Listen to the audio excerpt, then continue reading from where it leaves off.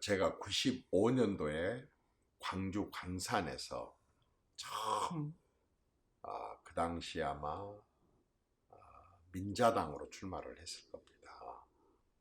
그 이후 24년을 제가 호남을 기반으로 한 정치를 해왔습니다.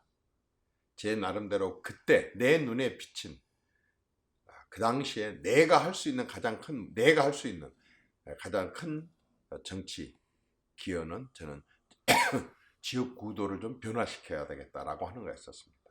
완전 싹쓸이였었으니까요. 그때 흔한 말로 똥침 막대기도 꽂아놓으면 당선된다 할 정도로 그렇게 어떤 특정 정당이 싹쓸이를 해오는 그런 분위기를 계속 해왔으니까요. 국회의원만 그랬습니까? 도지사부터 시의원, 도의원, 시장, 군수, 구청장, 심지어는 하여튼 모든 선거가 그쪽으로 줄 서면 무슨 색깔만 입으면 다 된다 그런 분위기 아니었습니까? 호남만 그랬습니까? 경상도는 숫자도 넓죠. 대구, 경북, 부산, 경남, 울산이 또 다 그런 식으로 해왔었죠. 그 당시에는. 그리고 그런 건 여러 가지 역사적인 산물이기도 하고 정치 상황의 산물이기도 해서 그러나 저는 그건 바뀌어야 된다고 생각을 하고 꾸준히 했습니다. 제가 처음 출마했을 때 한 서너 번은 어떤지 아십니까? 그냥 선거가 아니고 그냥 여론조사인데 누가 장난으로도 저 한번 찍어준 적이 없습니다. 말로라도 나 이정현 이렇게 장난만 쳐도 한 3% 5% 나올 텐데 0%입니다. 저 당선 가능성이 0%. 실제로 득표한 것도 국회의원 선거를 출마를 해서 사무관대를 쓰고 대낮에 정말 창피해서 아주 차에서 내릴 때마다 죽을 맛은 그런 선거를 하면서 하루에 39번씩 40번씩 이렇게 연설을 하고 제가 얻은 표가 720표였었습니다. 전체 유권자 대비 0.7%, 1%도 안 되는 그런 표를 얻어가면서도 제가 호남에서 줄곧 출마를 했고 계속 안 됐습니다. 어쨌든 안 됐다가 청와대 수석을 중도에 내가 그만둬버리고 또 어려운 도전을 하자 하고 그 당시 제 고향인 곡성하고 순천의 한 지역구에 내려갔더니 다행스럽게도 위대한 우리 순천 곡성 주민들이 저를 받아주셔서 했는데 그 뒤에 기적 같은 일이 벌어졌습니다. 그게 2014년도 7월달 보궐선거였는데요. 2016년도에 치러진 20대 국회 선거에서 대구에서 2명, 부산에서 10명을 포함한 경남, 울산까지 합해갖고 비새누리당 후보가 무려 14명, 무소속까지 합하면 17명의 비새누리당 국회의원이 당선되는 정말 놀라운 일이 경상도에서 일어났습니다. 순천에서 처음으로 이정현이 문을 열자 반대로 경상도에서 대문이 열려버린 겁니다. 그리고 나서 치러진 지방선거에서는 어떻습니까? 부산시장, 울산시장, 경남지사까지 홀라당 다 넘어갔습니다. 경상도만 이렇게 됐다고요? 천만의 말씀입니다. 호남에서는요. 지난번 선거 때, 총선 때 어땠습니까? 지금 민주당 말고 국민의당.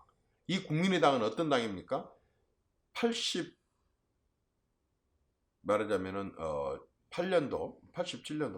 선거, 13대 선거 때 평민당으로 호남을 완전히 다 싹쓸이를 했었던 당의 후손입니다.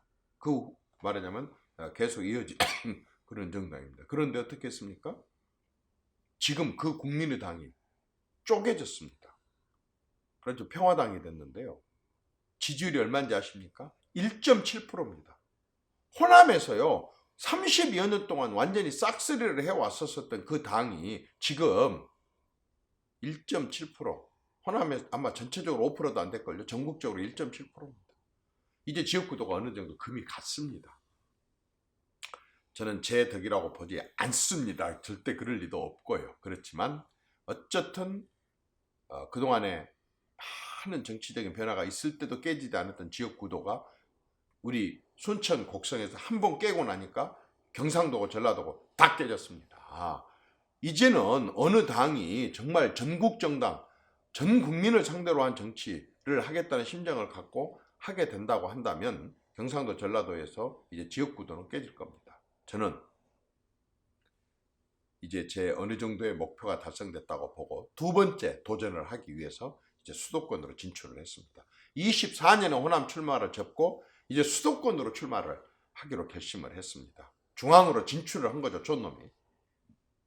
이제는 두 번째 제 목표는 새로운 정치 세력화입니다. 산업화 민주화 세력.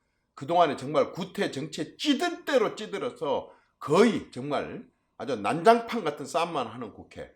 순전히 미래는 생각도 않고 과거만 갖고 싸우는, 그리고 자신들의 대권만 갖고 싸우는 이러한 정치를 탈피해서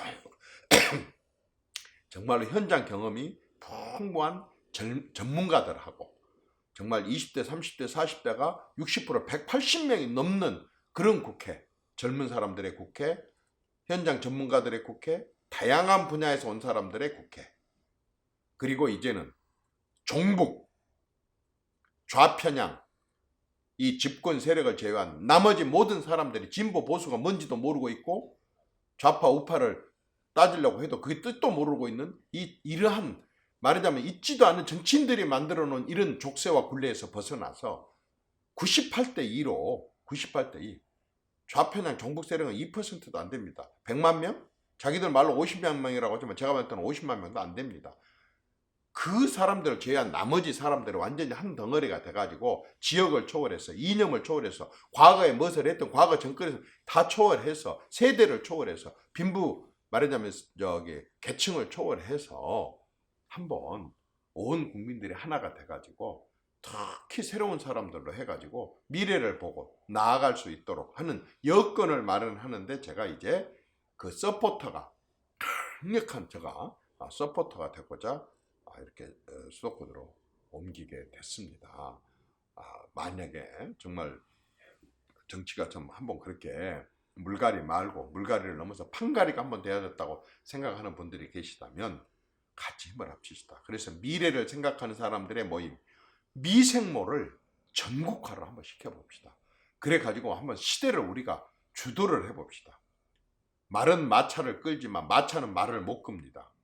이제는 국민이 정치인 마차를 국민 말이 끌어봅시다. 지금까지 정치인 말이 국민 마차를 끌어라고 했더니 아무것도 못하지 않습니까? 이제 국민이 정치인보다 우위입니다. 국민이 공무원들보다 우위입니다. 이제는 민간이 훨씬 뛰어나기 때문에 민간이 주도를 해서 한번 대한민국을 크게 한번 재도약을 시키는 그런 기반과 발판을 마련했으면 좋겠습니다. 감사합니다.